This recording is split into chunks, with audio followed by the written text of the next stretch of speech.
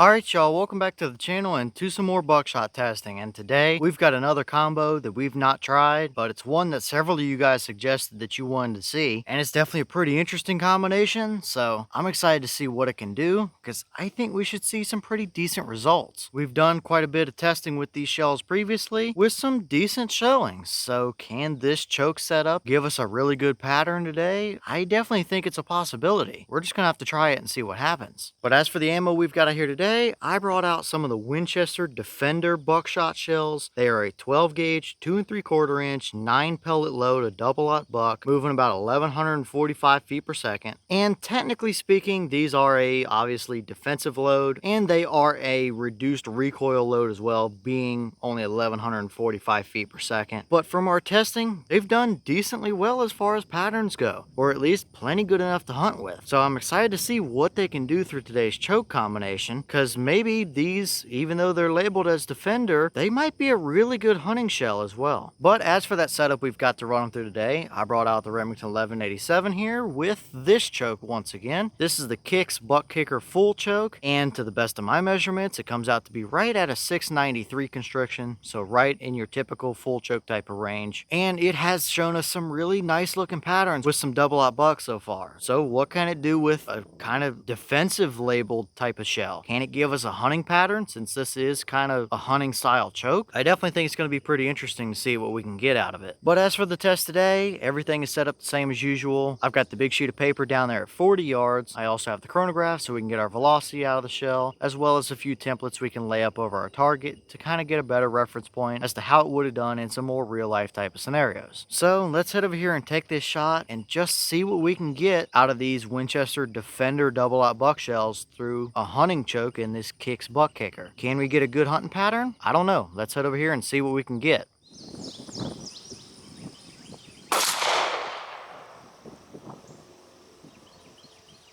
Okay, so that shell gave us 1,052 through the chrono. The box claim is 1145, so we are a little bit under that, surprisingly enough, even though we do have a 28-inch barrel. Now that is starting to get down there a little bit low for buckshot velocity, but double-aught buck at a little over 1,000 feet per second, still within that 40 to 50 yard range, it's gonna be just fine for what you would need it for, even though it is a little bit lower than what I'd like to see. But these are a defensive-oriented load that are also a managed recoil load, since they do have less recoil. So that's not entirely unexpected either. But what kind of a pattern did they actually give us through that buck kicker down there 40 yards? Let's go check it out and see what we got.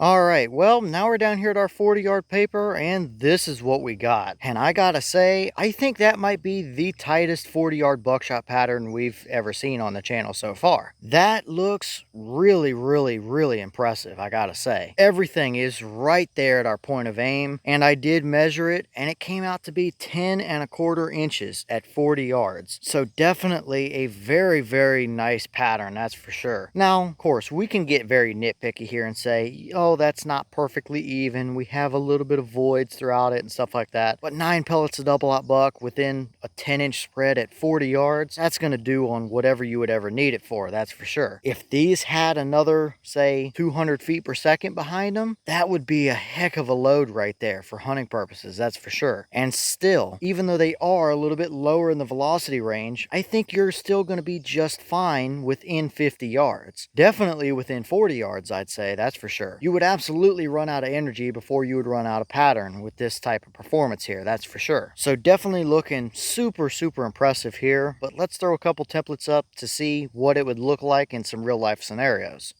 Alright, so here's our 10-inch circle, and obviously it's a 10 1/4 inch spread. So we have just about everything within there. As you can see, we have a definite 8 pellets, and the 9th pellet you can just see in that top right corner up there starting to barely sneak in. So yeah, when you have 8.5 pellets or so within 10 inches at 40 yards, that's a heck of a buckshot pattern right there. There's no question about it. So our core, if you can even call it that, more so our entire pattern, looks really, really nice. But how would it have done in a hunting type of scenario? Let's throw the deer template up and see what that looks like.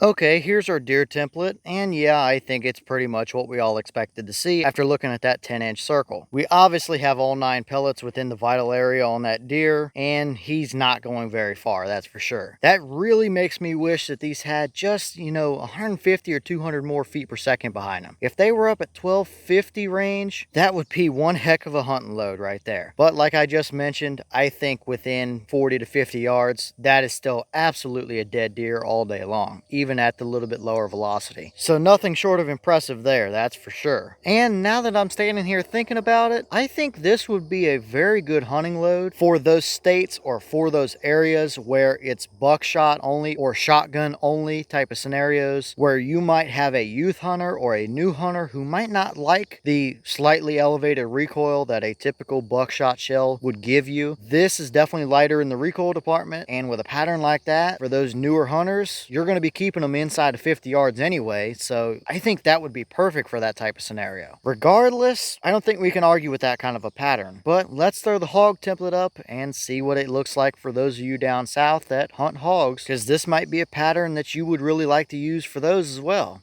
Alright, and here's that hog template, and I think we all expected to see that. It's pretty much the same story as the deer template. Everything is right within the vital area on that hog, and even though this might not be a perfect representation as for the size of something like a coyote or a fox, that would be one nasty predator load as well with a pattern like that. You would most likely have at least 8 of those pellets, if not all 9 of them, on a coyote or a fox, right through the chest cavity, even at 40 yards. So that would make for a very, very good looking predator shell as well, I'd say. So at the end of the day here, I expected to see a pretty decent pattern since we've seen good results from these shells before and good results from that choke before, but clearly this is a heck of a combination here. And if we had a couple hundred more feet per second behind them, that might be one of the best buckshot shells out there on the market. So I don't think we can really complain too much about a pattern like that today, that's for sure. Definitely gets my thumbs up of approval. Okay, and here's the wad out of that shell, and as you can see, it's really not anything all that super fancy. It almost looks more like a Target style wad than anything else. It's got that big gas cushion piece right there, and it opened up pretty evenly here. It's got those little ribs down the inside of the pedals, kind of like a Remington wad would. And obviously these are a buffered load of buckshot as well. So with them having a pretty stiff overall wad and good buffer material and copper plated, I think all of that contributes to us getting a really nice pattern here. But the wad in itself, even though it's not fancy, it clearly did exactly what it was supposed to do for us today. And even though that kick stroke is ported, it really didn't tear it up all that much at all. So looking perfectly fine here as far as the wad goes.